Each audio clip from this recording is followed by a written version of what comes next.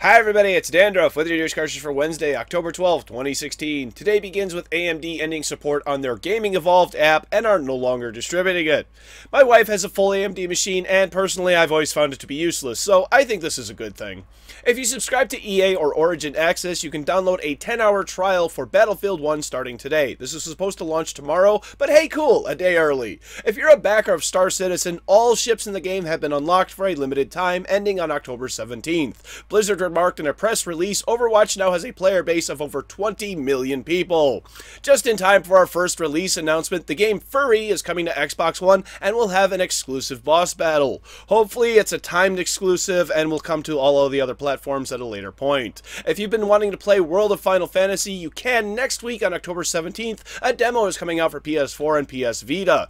Batman the Telltale game will have its third episode coming later this month on October 25th. Hitman Episode 6, taking place in Japan, is coming even later this month on October 31st. And then Apollo Justice Ace Attorney is heading to iOS and Android sometime this winter. Finally, for teasers, Turok the Dinosaur Hunter released an HD version onto Steam last year, and now Turok 2 HD Remaster is coming, but no release information is given other than when it's done. There are tons of games releasing tomorrow. Watch me announce over 40 games on today's news cartridge.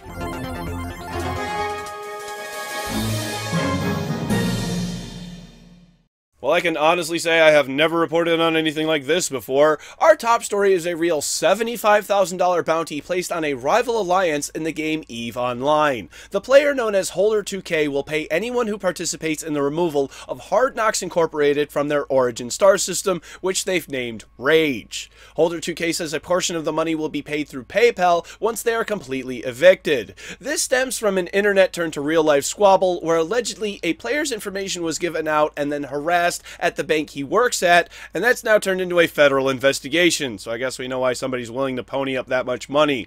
And it's not confirmed if Holder 2K and that player are the same person. If you weren't aware, EVE Online has a history of crazy stories, and this most certainly adds to that list.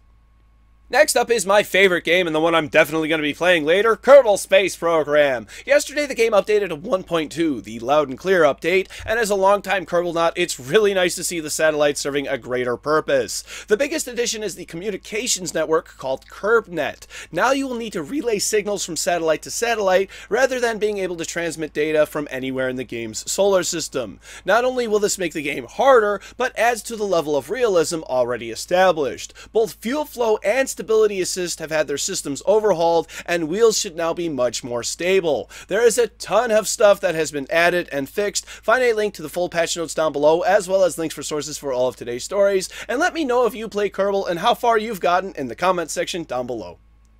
In the quick spot today, we're going to cover a mod, and I think this is the first time I've dedicated a whole story to one. Released yesterday to StarCraft 2 is a mod called The StarCrafts, and it's a complete visual overhaul, turning the game into Japanese chibi-style art. The amount of attention to detail is incredible, the little animations are wonderful, and even if it's just a coat of paint, it feels a little different, and it is most certainly more fun to watch.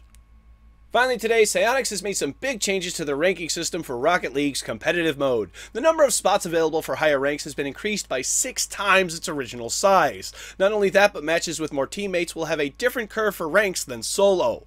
All in all, and as always, I think these are some really good changes from Psyonix. Having more space for the higher ranked players not only broadens the player pool, but it makes it easier for players to move up. And in fact, many players are reporting their rank has increased without changing their playstyle. So why not play it again just to see where you match up? Let me know where you rank in the comment section down below.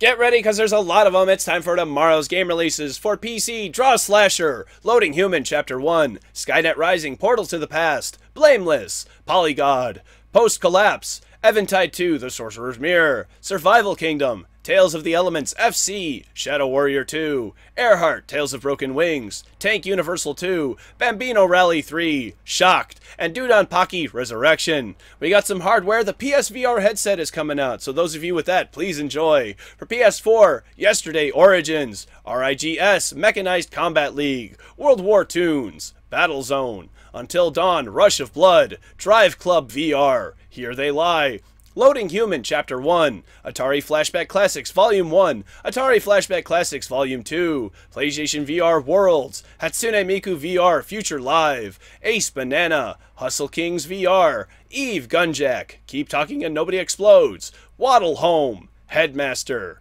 Job Simulator, Eve Valkyrie, Super Hypercube, Res Infinite, and The Assembly. For Nintendo Wii U, Bit Dungeon Plus, and Mahjong. For Nintendo 3DS, Garuman 3D, A Monstrous Adventure, Chase, Cold Case Investigations, Distant Memories, and Block Form. Thank you very much, everybody. This has been News Cartridge. I am Dandruff. I will see you tomorrow. And what do you call friends who love math? Algebros!